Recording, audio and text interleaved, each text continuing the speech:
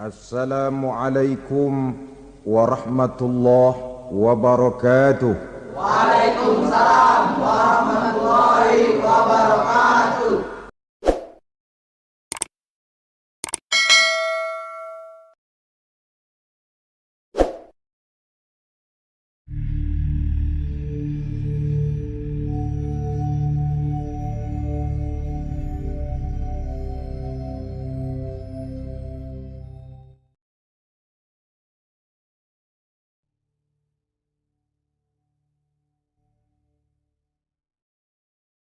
Alhamdulillah wassalatu wassalamu ala sayyidina Rasulillah sayyidina wa maulana Muhammad ibn Abdullah wa ala alihi wa sahbihi wa mawalah, la hawla wa la quwwata illa billah, amma ba'du.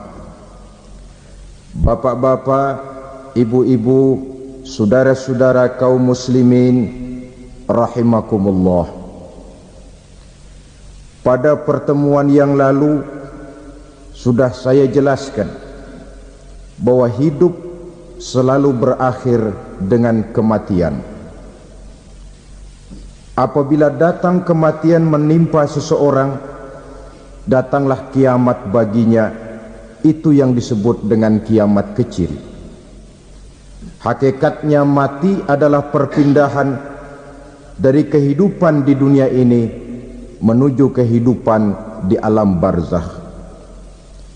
Menunggu kita di alam barzakh sampai datangnya saat kiamat, entah 10 tahun, entah 100 tahun, entah 1000 tahun, hanya Allah saja yang maha tahu.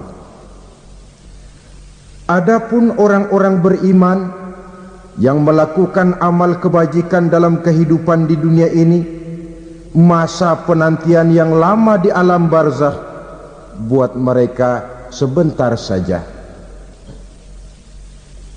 Tetapi bagi orang-orang kafir yang ingkar, yang tidak beriman kepada Allah, yang hidup di dunia cuma menumpuk-numpuk dosa, tentu penantian di alam barzakh akan merupakan waktu yang sangat lama. Bukankah dalam kehidupan kita waktu itu memang relatif? Contoh misalnya, bagi pemuda-pemudi yang sedang duduk asyik memadu cinta, waktu 4-5 jam saja rasanya cuma 4-5 menit. Tenggelam oleh keasikan. Tapi buat orang yang berbaring di rumah sakit, meratap di balik-balik apa itu tembok derita kata lagu, di balik dinding-dinding penjara, sehari bagai seminggu, seminggu rasa sebulan, sebulan boleh jadi rasa setahun. Penantian yang sangat lama. Kapan kiamat itu akan datang? Ini rahasia Allah. Jangankan kita yang orang awam, baginda Nabi sendiri tidak diberitahu oleh Allah kapan kiamat itu akan terjadi. Tetapi sungguh pun demikian, banyak hadis-hadis yang menjelaskan ciri atau tanda-tanda datangnya kiamat. Nah, kalau sudah bicara soal tanda kiamat itu ada 2. Pertama yang disebut alamatus sughra, tanda-tanda kecil. Ini waktunya masih ada tenggang. Ada yang dinamakan alamatul kubra, tanda-tanda besar, artinya kiamat sudah diambang pintu. Apa tanda-tanda kecil dari datangnya hari kiamat itu? Misalnya kata Nabi, apabila ilmu sudah diangkat oleh Allah, artinya apabila ulama sudah banyak wafat, minat orang belajar agama berkurang, lalu kebodohan nampak merajalela di mana-mana, zina dikerjakan secara terbuka, minuman-minuman keras jadi kebanggaan, itu termasuk di antara tanda-tanda kecil terjadinya hari kiamat. Apalagi misalnya iza waladatil ammatu rabbataha, apabila budak sudah melahirkan tuan. Apa maksudnya? Ada yang mentafsirkan apabila anak sudah bisa membudaki orang tuanya. Orang tua yang melahirkan dia, yang membesarkan dia, demi setelah si anak besar jadi orang berpangkat, bertitel, berharta, berkedudukan, jadilah orang tua itu budaknya. Sehingga sering dibilang kalau orang tua kaya, anak jadi raja. Tapi kalau anak yang kaya, orang tua sering jadi budak. Apalagi munculnya fitnah yang bergelombang, timbul perang antara dua bangsa yang besar, waktu berjalan terasa sangat pendek sekali. Itu merupakan tanda di antara tanda-tanda kiamat. Termasuk di dalamnya sulit membedakan mana laki, mana perempuan. Kan kalau tanda-tanda kayak begini sekarang sudah banyak kita lihat kan. Ulama banyak wafat, penggantinya sulit. Zina dikerjakan berterang-terangan, minuman keras jadi kebanggaan,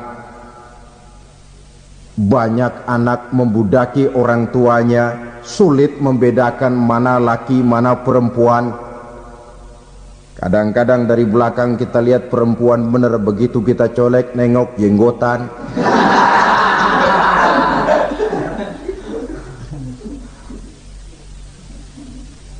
Ini termasuk tanda-tanda kecil, masih ada tenggang sampai akan terjadinya kiamat itu. Nah, yang dimaksud dengan tanda-tanda besar, ini tanda besar artinya kiamat sudah di ambang pintu. Pertama, matahari terbit dari sebelah barat. Apabila matahari sudah terbit dari arah sebelah barat, tertutuplah sudah pintu taubat. Bersabda Nabi kita, la taqumus sa'atu hatta tatlu'a syamsu min maghribiha. Tidak akan datang hari kiamat sampai matahari terbit dari arah sebelah barat. Fa iza tala'at, manakala matahari telah terbit dari arah sebelah barat, wa ra'ahan nasu, manusia banyak menyaksikan itu, amanu ajma'un, mereka pun lalu beriman. Yang tadinya kafir, yang tadinya ingkar, yang tadinya membangkang, setelah melihat matahari terbit dari sebelah barat, buru-buru beriman, berlomba-lomba mengucap dua kalimat syahadat. Tapi apa yang terjadi? Kata Nabi, wa dzalika hina la yanfa'u nafsan imanuha lam takun amanat min qabl. Hari itu adalah hari yang iman sudah tidak berguna lagi bagi seseorang apabila sebelumnya memang dia tidak pernah beriman. Au kasabat fi imaniha khaira, atau beriman tetapi tidak pernah melakukan kebajikan di dalam keimanannya itu. Hari yang sudah kasib, hari yang sudah terlambat, beriman tidak akan ada gunanya lagi. Ini pelajaran buat kita. Sebelum sang surya terbit dari sebelah barat, sebelum nafas sampai di tenggorokan, artinya pintu taubat masih terbuka. Kalau dua hal itu sudah terwujud, nafas sudah sampai di kerongkongan atau matahari sudah terbit dari arah sebelah barat, tertutuplah sudah pintu taubat. Tak ada lagi gunanya pangkat, jabatan, harta, bahkan beriman pun dalam suasana macam itu too late, kata orang Kulon. Sudah terlambat. Matahari terbit dari arah sebelah barat, itu tanda besar, artinya kiamat sudah di ambang pintu. Lalu apalagi tanda besar? Munculnya Dajjal.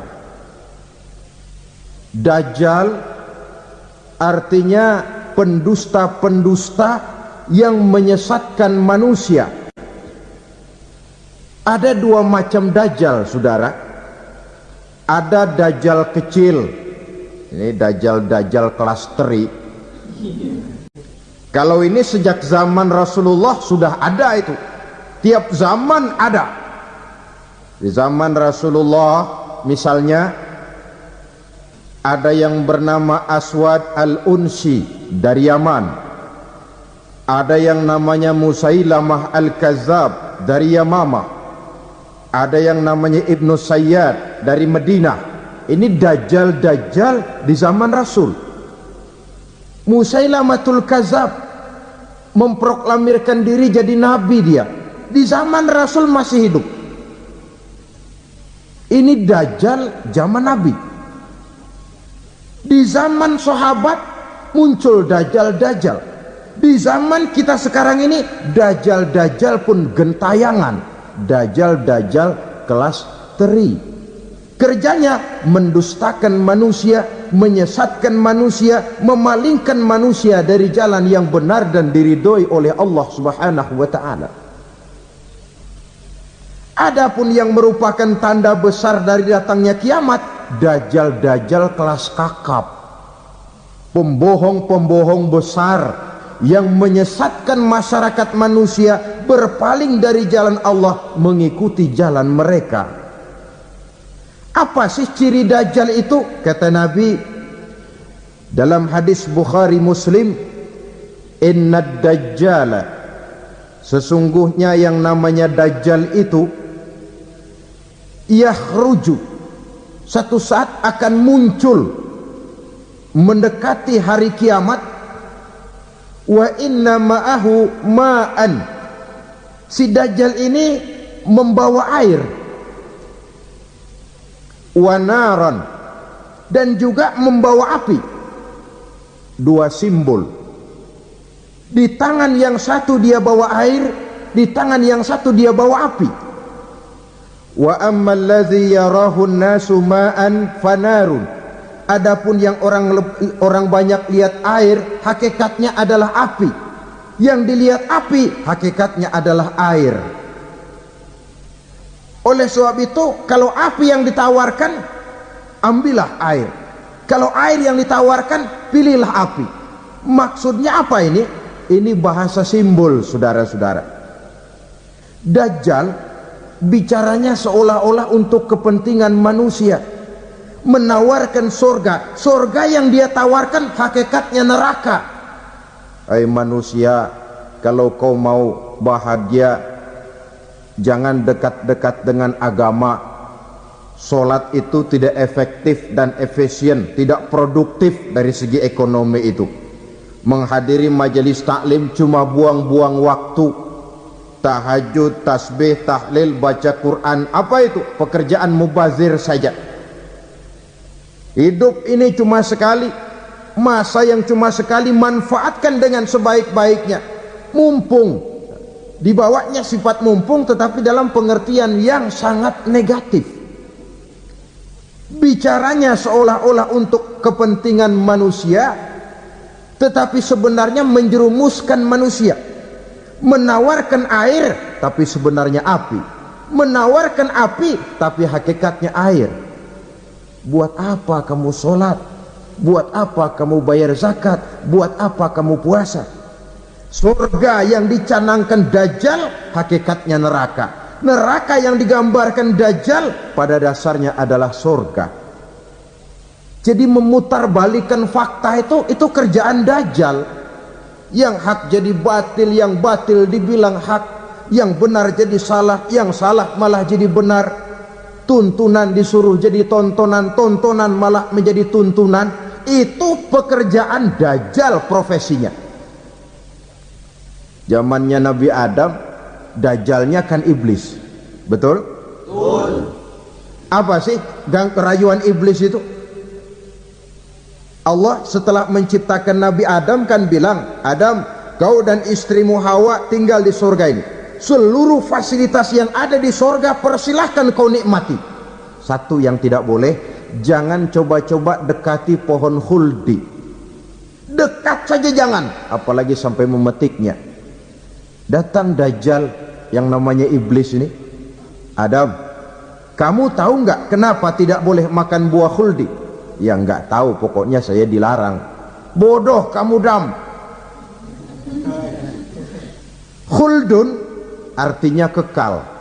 Kalau kamu makan itu buah, kau akan kekal di surga buat selamanya. Allah tidak kepengen, maka dilarang kamu makan buah khuldi. Kalau kau ingin kekal di surga, Adam, makan saja.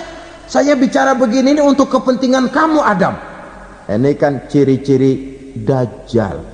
Bicaranya sih seolah-olah untuk kepentingan Nabi Adam, hakikat sebenarnya menjerumuskan Nabi Adam supaya ingkar dan melanggar larangan dari Allah Subhanahu wa ta'ala. Jadi setelah muncul Dajjal, timbul kekacauan-kekacauan di masyarakat. Banyak yang terpengaruh, terpedaya dan terpesona, termasuk mereka yang memproklamirkan diri jadi nabi, mereka yang memproklamirkan diri jadi rasul di zaman sesudah Rasulullah wafat. Itu adalah Dajjal. Maka saya ingatkan, kalau di zaman kita sekarang ini ada orang ngaku jadi nabi, ada orang ngaku jadi rasul, biar bahasa Arabnya kental, Quran hafal, hadis ribuan hadis hafal, biar pakai serban sampai menyengser ke tanah, bahasa Arabnya fasih, tapi dia mengaku jadi nabi, jadi rasul. Kita umat Islam wajib tidak percaya, wajib untuk tidak percaya. Itulah Dajjal zaman kita sekarang ini. Tidak mustahil mereka datang mempengaruhi orang-orang awam supaya berpaling dari Rasulullah, mengikuti mereka. Nah, di akhir zaman nanti, mendekati hari kiamat, Dajjal ini muncul. Dajjal kelas kakap, menyesatkan masyarakat manusia untuk berpaling dari Islam, mengikuti seruan mereka. Apalagi di antara datangnya kiamat itu, tanda yang besar itu, turunnya Nabiullah Isa Al-Masih, putra Maryam. Menurut berbagai hadis yang sahih, Nabi Isa Al-Masih nanti akan turun lagi, tidak membawa risalah yang baru, tapi meluruskan risalah Islam ini yang telah banyak ditinggalkan oleh masyarakat. Bahkan ada hadis menjelaskan beliau akan membunuh Nabi, mematahkan kayu-kayu salib, lalu melaksanakan haji dan umrah mengikuti syariat Nabi Muhammad, bukan membawa agama baru. Menjadi semacam mujaddid, reformer, menyelamatkan manusia dari bisikan Dajjal. Bahkan ada riwayat yang menjelaskan bahwa Nabi Isa berhasil mengalahkan Dajjal, mengembalikan masyarakat manusia kembali kepada ajaran Islam yang datang dari Allah, dibawa oleh Rasulullah sallallahu alaihi wasallam. Dengan kata lain, turunnya Nabi Isa bukan sebagai nabi dan rasul baru, tetapi mengikuti syariat Nabi kita Muhammad sallallahu alaihi wasallam. Saudara hadirin, ibu-ibu hadirat yang saya hormati, kemudian apalagi di antara tanda-tanda besar akan datangnya kiamat itu? Keluarnya asap atau awan. Kata Nabi, inna min asrati sa'ah dukhanan yamla'u ma bainal masyriqi wal maghrib. Di antara tanda-tanda kiamat, munculnya awan atau asap yang memenuhi antara langit dan bumi.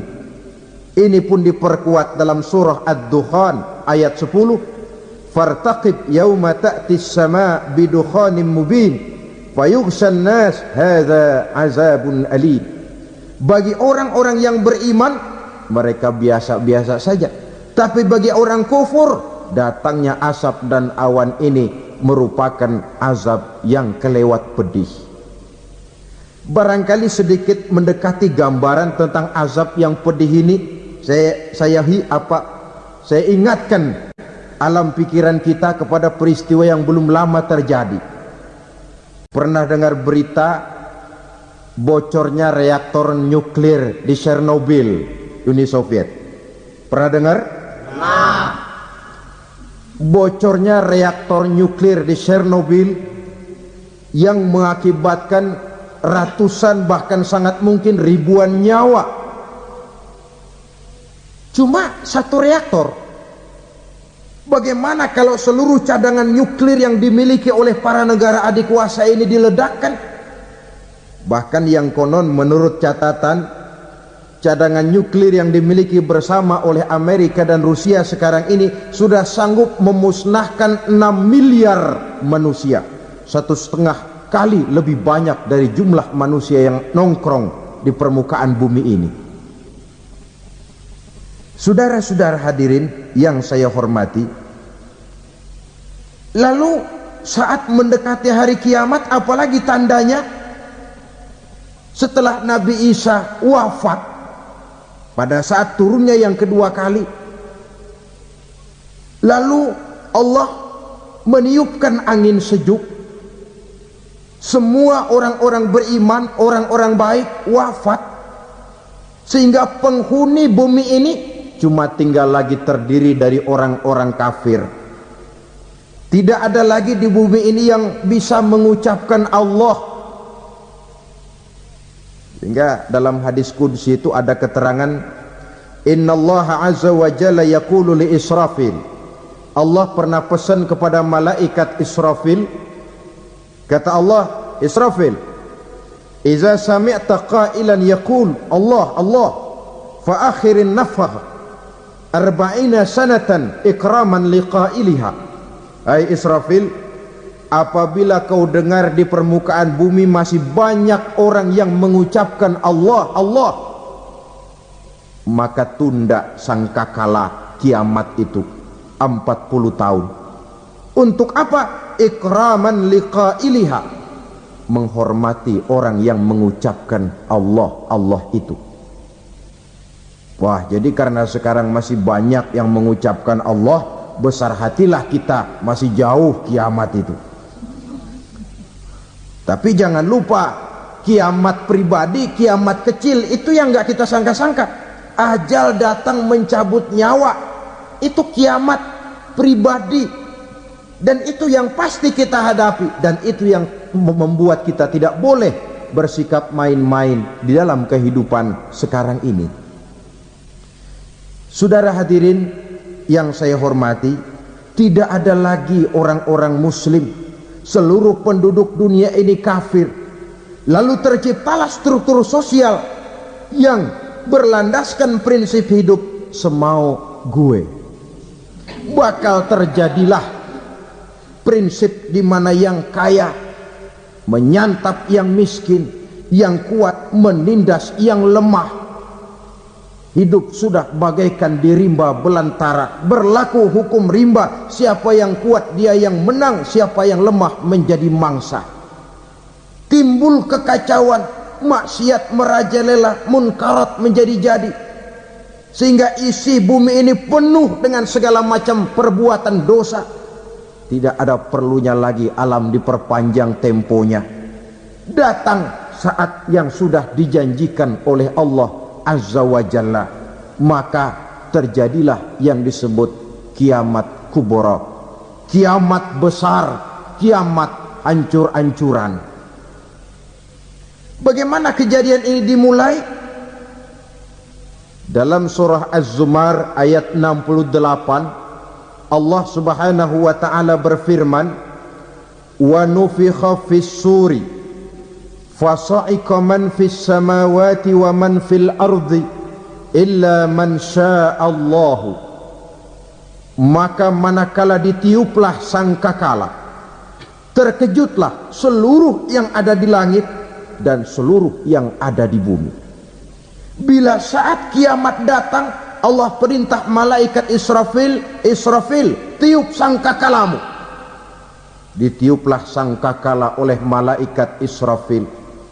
Yang akibat daripada tiupan itu, seluruh yang ada di langit, seluruh yang ada di permukaan bumi terkejut.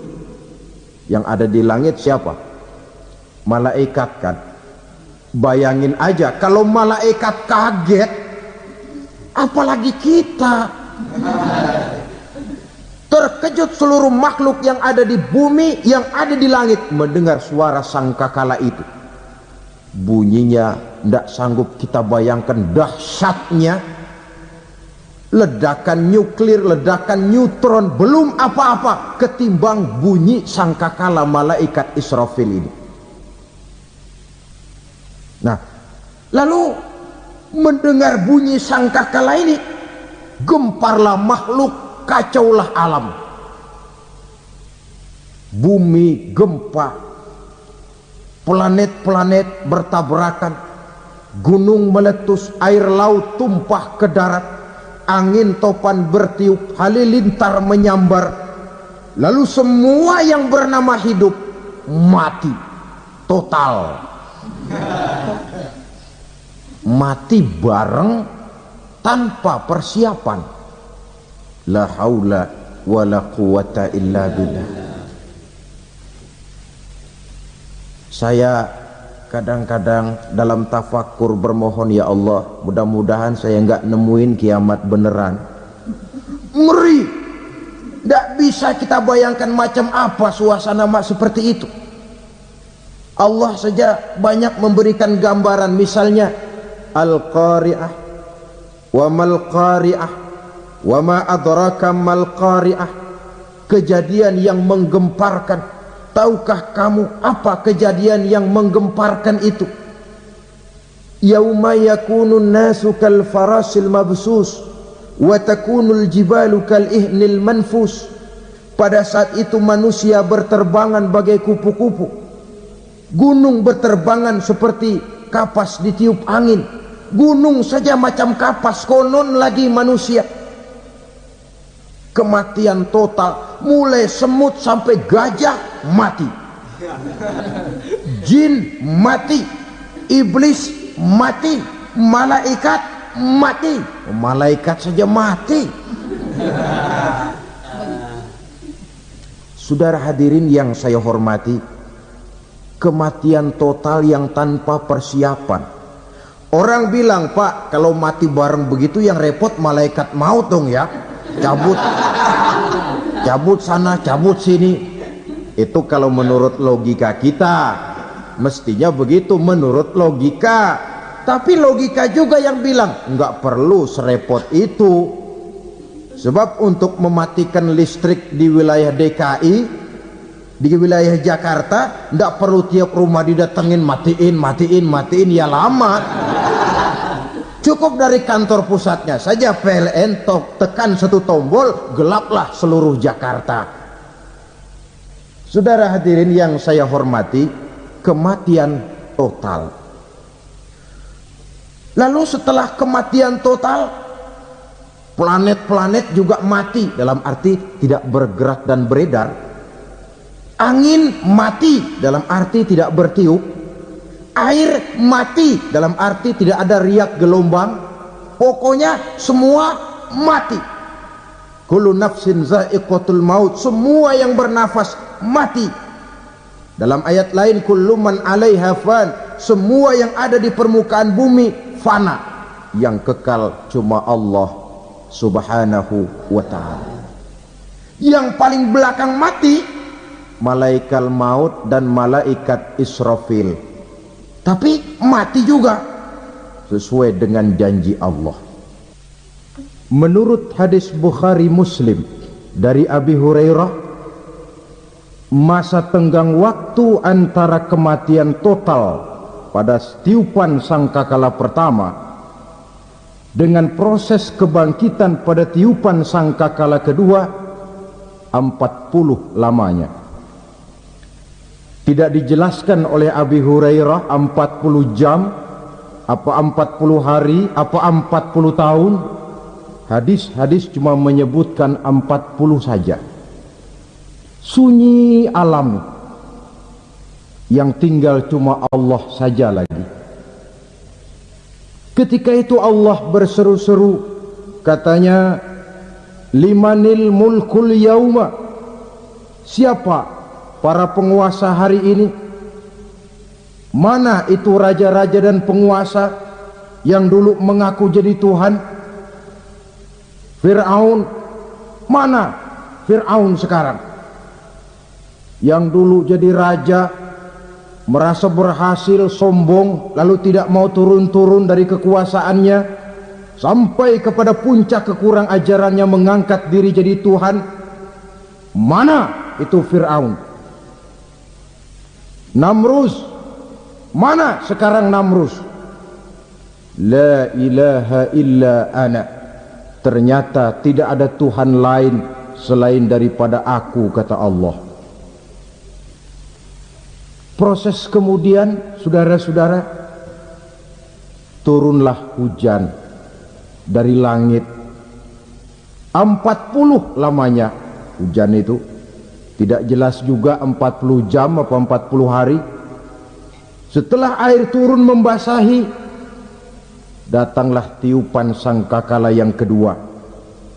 Semua yang bernama mati bangkit dari kuburnya masing-masing. Ini yang disebut Yaumul Ba'thi, hari kebangkitan. Allahu Akbar. Pada saat kita bangkit dari kubur kita masing-masing, kumpul di padang mahsyar namanya. Bayangin aja, saya sendiri nggak sanggup bayangin. Manusia sejak zaman Adam sampai zaman kiamat kumpul bareng di tempat sama. Berapa banyaknya itu?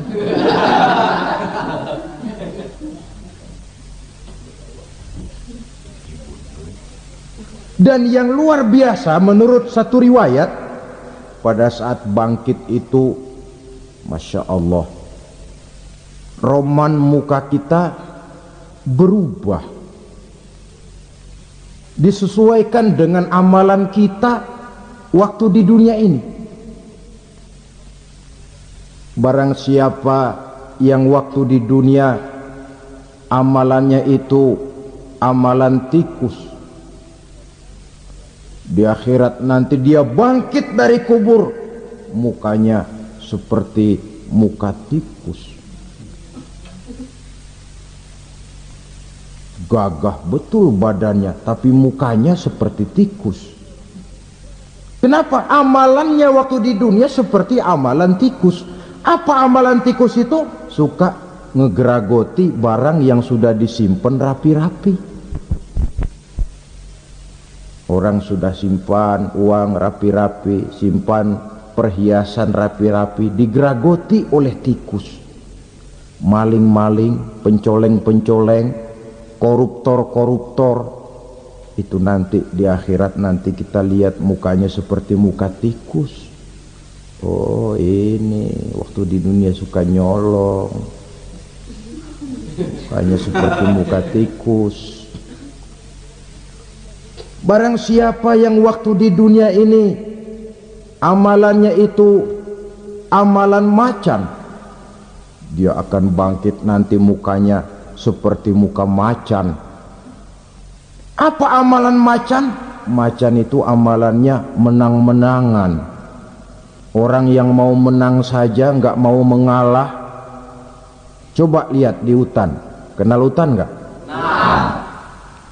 Di hutan, raja hutan di mana-mana pasti macan, betul kan? Betul. Padahal hutan belum pernah bikin pemilihan umum. Tapi macan tidak peduli ada pemilihan umum apa tidak, pokok saya raja. Sebab apa? Macan jadi raja itu bukan karena benar, tapi karena kuat jadi raja. Setelah dia jadi raja, rakyat hutan yang mesti dilindungi malah dimakan oleh raja macan. Kambing rakyat hutan dimakan oleh macan. Ayam rakyat hutan dimakan oleh macan. Itu nanti kita lihat di akhirat itu mukanya seperti muka macan, gagah betul. Lalu barang siapa yang di dunia ini amalannya itu seperti amalan anjing, nanti dia punya muka seperti muka anjing. Apa amalan anjing? Pertama, anjing itu kalau disuruh jaga rumah, dia tidak bisa membedakan mana maling, mana tamu. Biar yang datang maling, kalau bawa tulang, anjing kalem. Yang kedua, anjing itu akan setia kepada siapa saja yang memberinya roti. Siapa yang memberinya roti, itulah majikannya. Apa kata majikannya, pasti dia laksanakan. Soal benar atau salah, dia tidak peduli. Setelah anjing dapat roti, dia tidak punya pilihan lain kecuali bilang, abdi mah kumaha juragan wae ayeuna mah.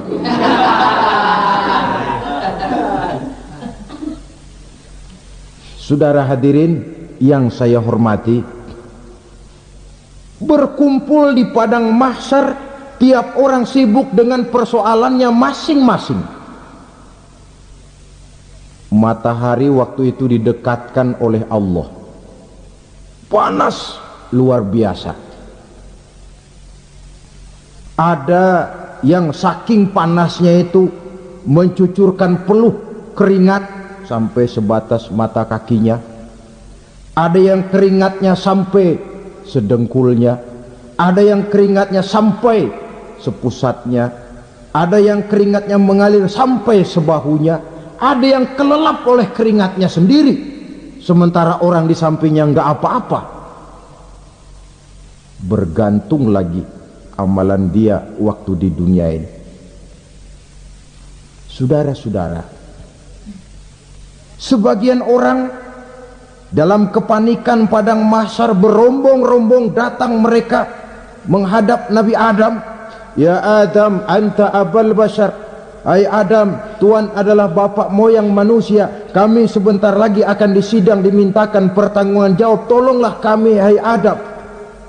Kata Nabi Adam, jangankan nolongin sampean, saya sendiri tanggung jawab di hadapan Allah. Ketika dulu tidak boleh makan khuldi, saya serobot. Sudahlah, urus diri masing-masing saja, nafsi, nafsi. Begitu kata Nabi Nuh, begitu kata Nabi Ibrahim. Tiap orang bertanggung jawab sendiri-sendiri. Ketika itulah saudara-saudara, nikmatnya menjadi umat Nabi besar Muhammad sallallahu alaihi wasallam. Sebab apa? Walaupun menurut abjad kita ini umat paling belakang, karena paling belakang kita ini toh, karena Nabi Muhammad adalah Nabi akhir, tapi akan dihisap lebih dulu, lewat di atas sirat lebih dulu, masuk surga lebih dahulu ketimbang umat-umat belakangan. Ketika Rasul mendekati ajal, beliau tanyakan itu kepada malaikat Jibril. Malaikat Jibril berkata, Muhammad jangan khawatir, Allah sudah berjanji, inni haramtul jannata ala sairil anbiya hatta tadkhulaha anta, wa haramtuha ala sairil umami hatta tadkhulaha ummatuka.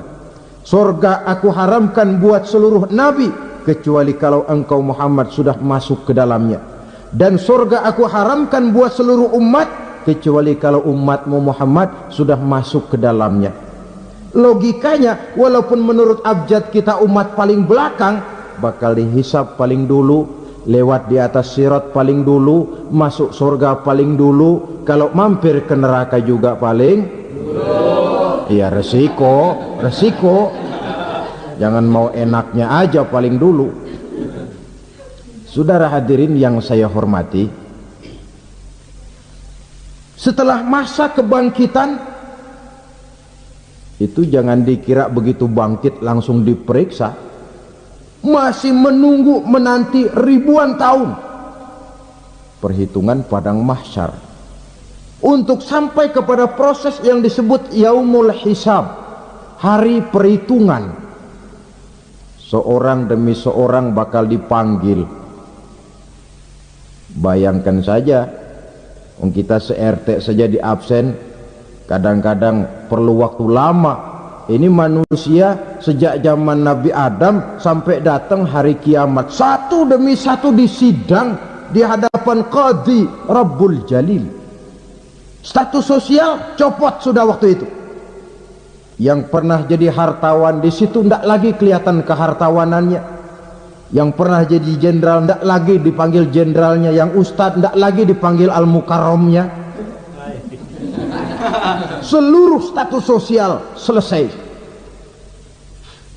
Dipanggillah kita seorang demi seorang menghadap Qadhi Rabbul Jalil.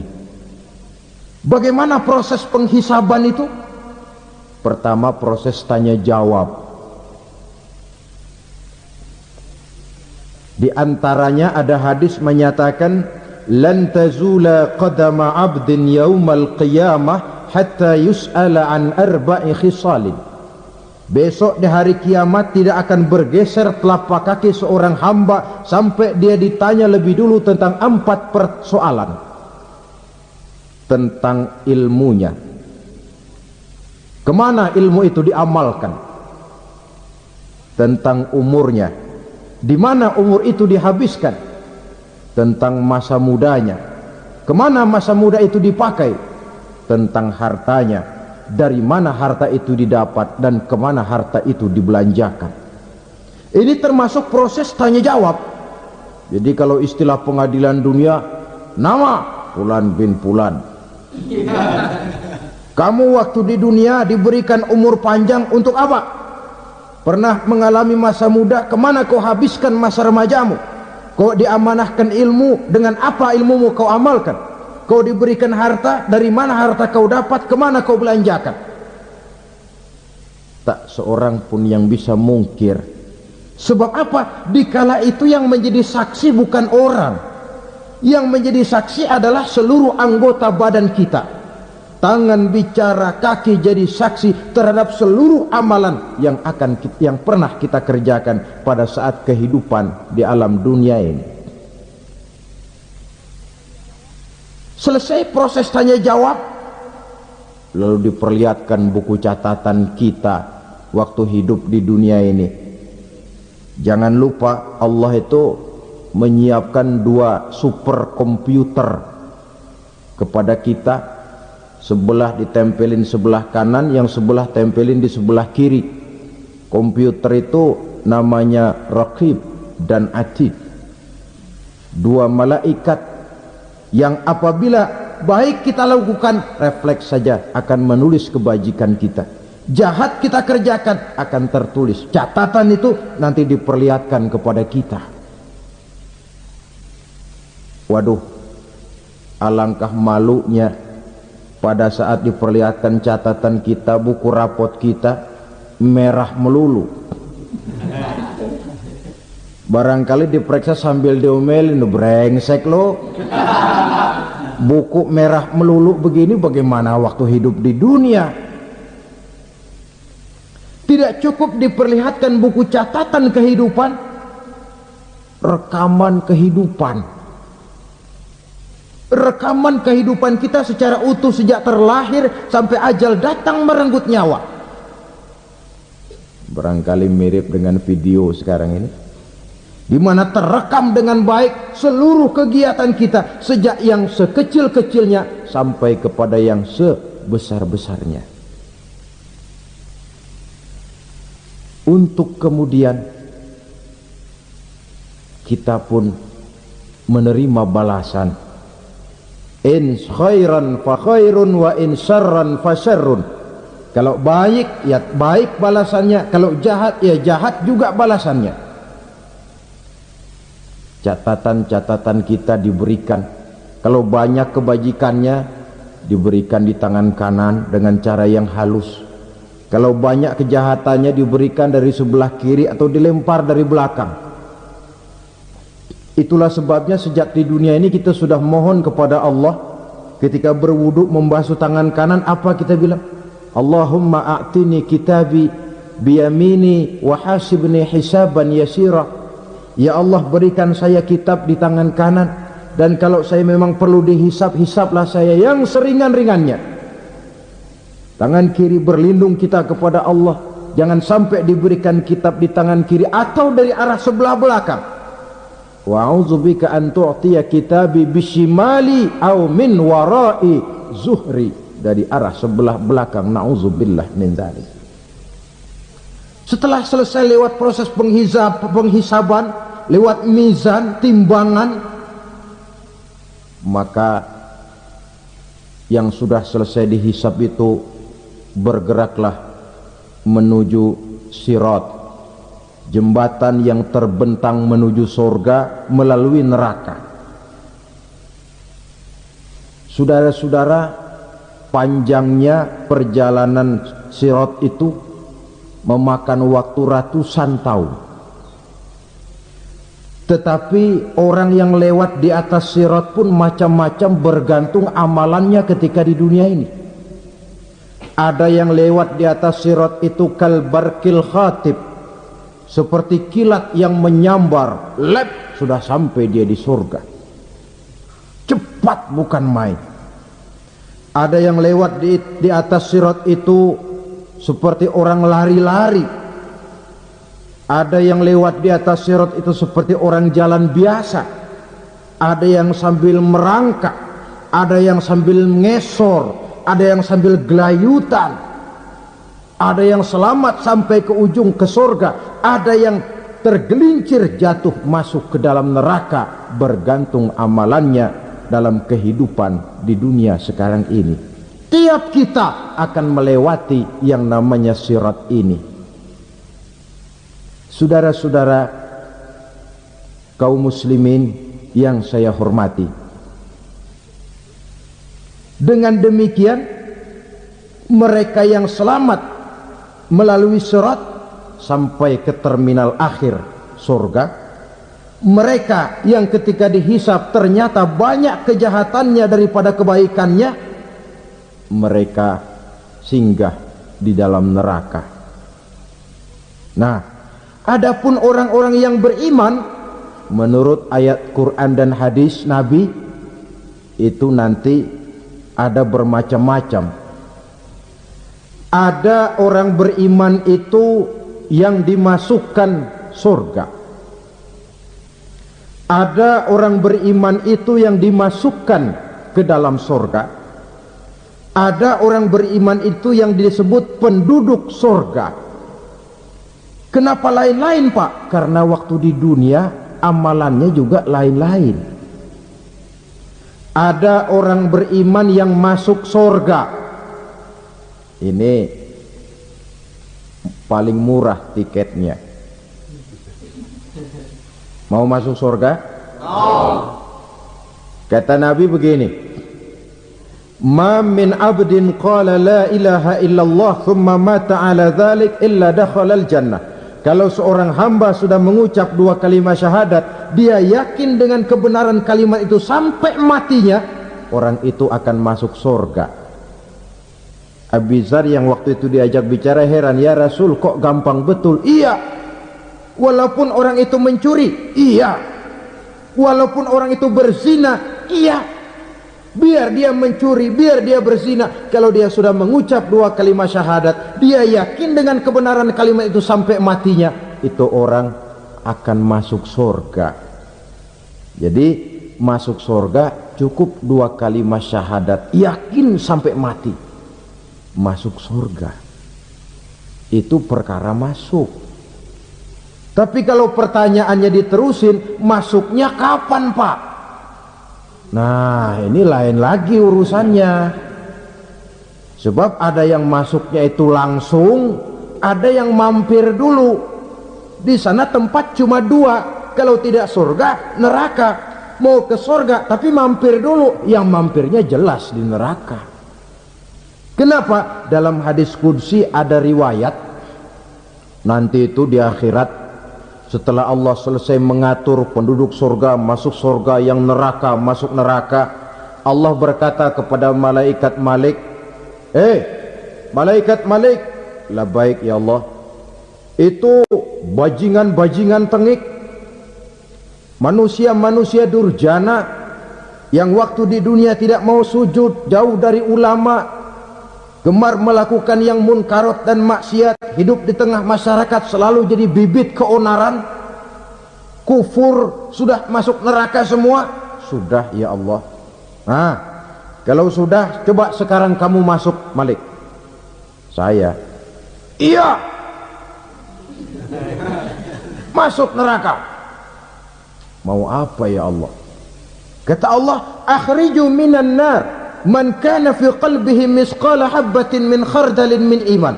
Kau masuk neraka, cari di dalam neraka orang-orang yang ada imannya walaupun kecil sebesar biji zarah, angkat mereka keluar. Masuk malaikat Malik ke neraka, cari orang yang ada imannya, korek-korek. Ya repot, udah pada gosong.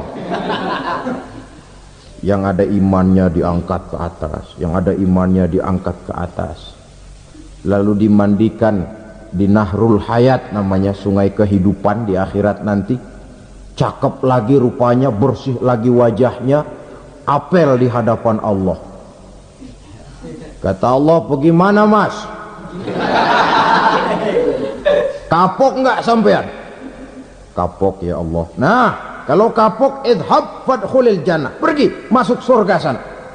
Berangkat mereka ke surga, ketemu sama teman-temannya yang udah sampai lebih dulu, yang nggak pakai mampir lagi. Terjadi dialog. Kata teman-temannya yang udah pada nyampe duluan, mas, iya, emang baru sampai? Saya baru sampai. Memang mampir di mana dulu mas? Kita sudah lama sampai di surga.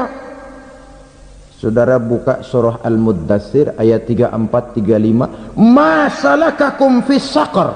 Kenapa kamu mampir di neraka Saqar? Qalu lam nakum minal musallin. Mereka menjawab, kami mampir di neraka Saqar mas, gara-gara dulunya kami waktu di dunia ndak pernah sholat. Ndak pernah sholat? Ndak pernah. Karena rumahnya dekat masjid, cuma dekat doang mas. Sholat mah enggak saya. Enggak pernah ngasih makan fakir miskin, enggak pernah hadir di majelis taklim, pendeknya enggak pernah melakukan kebajikan. Maka saya pun mampir di neraka Saqar. Untung betul saya punya iman mas, sedikit. Waktu hidup di dunia dulu saya pernah mengucap 2 kalimat syahadat, sekali-kalinya waktu mau kawin. Masya Allah, untung saja kawin, kalau nggak kawin polos.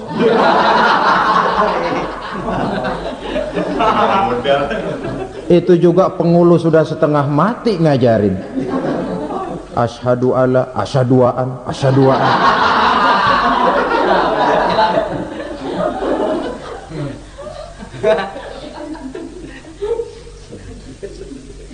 Ini namanya masuk surga, ada mampir dulu. Ada pula orang mukmin itu yang dimasukkan surga. Namanya dimasukkan kan terima beres. Saya masuk ke rumah, jalan sendiri, cari tempat sendiri. Saya dimasukkan ke dalam rumah, terima beres, pokok ada di dalam, itu dimasukkan namanya. Nggak pakai mampir. Tapi tentu tiketnya lebih mahal ketimbang yang pertama tadi. Apa kata Allah? Innal ladzina amanu wa amilus salihat la ukaffiranna anhum sayyi'atihim wa la udkhilannahum jannah. Sesungguhnya orang-orang yang beriman kemudian beramal soleh, kami hapuskan segala dosa dan kesalahannya, kami masukkan mereka ke dalam surga. Lihat ayatnya, Allah yang memasukkan, kita yang dimasukkan. Tidak pakai transit, tidak usah mampir. Cuma tidak cukup syahadat, tidak cukup amanu, tapi diiringi dengan wa amilus salih. Iman, amal. Tidak cukup syahadat, lalu dibuktikan dia sholat, dia zakat, puasa, lalu dia melakukan berbagai macam kebajikan. Ini yang menyebabkan dia tidak pakai mampir di tempat yang bernama Saqar. Lalu ada pula orang mukmin itu yang disebut penduduk surga. Wah, ini sudah VIP ini. Ashabul jannah, penduduk surga. Siapa mereka? Kata Allah, innal ladzina amanu summa istaqamu fala khaufun alaihim wala hum yahzanun ulaika ashabul jannah hum fiha khalidun. Sesungguhnya orang-orang yang beriman lalu istiqamah, tetap dalam melaksanakan perintah Allah, tidak goyah, tidak labil tapi stabil, istiqamah, mereka tidak takut dan tidak bersedih hati, merekalah penduduk surga. Iman, istiqomah. Tidak punya duit, sembahyang. Banyak duit, sembahyang. Miskin, sembahyang. Kaya, tetap sembahyang. Istiqomah. Kadang orang kalau susah rajin ke masjid, banyak duitnya ngelihat masjid melengos. Itu yang dibilang waktu miskin hamba Allah, setelah kaya jadi hamba harta. Bergeser, tidak ada nilai istiqomahnya. Saudara-saudara, dengan begitu penduduk neraka itu dua. Ada penduduk permanen, ada penduduk yang semi permanen. Yang semi permanen orang-orang beriman yang mempunyai dosa besar. Mereka masuk ke neraka untuk menerima azab sesuai dengan dosanya. Bila selesai masa azab itu, mereka akan diangkat untuk ditempatkan kembali ke dalam surganya Allah Subhanahu wa ta'ala. Nah, dikala itulah saudara-saudara, ada yang disebut syafaat dari Rasulullah sallallahu alaihi wasallam. Tapi tentu jangan lupa, syafaat ini ibarat kain menambal dia. Kita punya kain bolong-bolong sedikit, syafaat yang menambal. Solat kita ada kurang dikit, sedekah kita ada campur riak dikit, amalan kita ada tidak karena Allah dikit, kita berharap syafaat. Jadi biarlah kain masih bolong-bolong, yang penting punya kain. Tapi kalau kainnya tidak ada, yang ditambal apanya? Sholat tidak, puasa tidak, zakat tidak, berharap syafaat saja, ya, terlalu berlebihan itu. Saudara hadirin yang saya hormati, apabila selesai proses penghisaban, proses penghitungan, maka dikala itulah manusia terbagi dalam dua kelompok besar. Fariqun fil jannah wa fariqun fis sa'ir. Sekelompok orang-orang beruntung yang masuk ke dalam surga, dan sekelompok lagi masuk ke dalam neraka. Akan memakan waktu untuk menceritakan sifat surga dan neraka, tapi insya Allah pada kesempatan pertemuan lain saya sampaikan. Namun sebagai gambaran umum cukuplah saya sampaikan sebuah hadis qudsi. Allah jelaskan, a'dadtu li'ibadiyas salihin ma la aynun ra'at wa la uzunun sami'at wa la khatara fi qalbil bashar. Aku sediakan buat hamba-hambaku yang soleh, yang tidak pernah terlihat oleh mata, tidak pernah terdengar oleh telinga, dan belum pernah terdetik dalam hati manusia. Jadi kenikmatan surga belum pernah dilihat mata, belum pernah didengar telinga, belum pernah terdetik dalam hati. Pedihnya azab neraka belum pernah terlihat mata, belum pernah terdengar telinga, belum pernah terdetik dalam hati.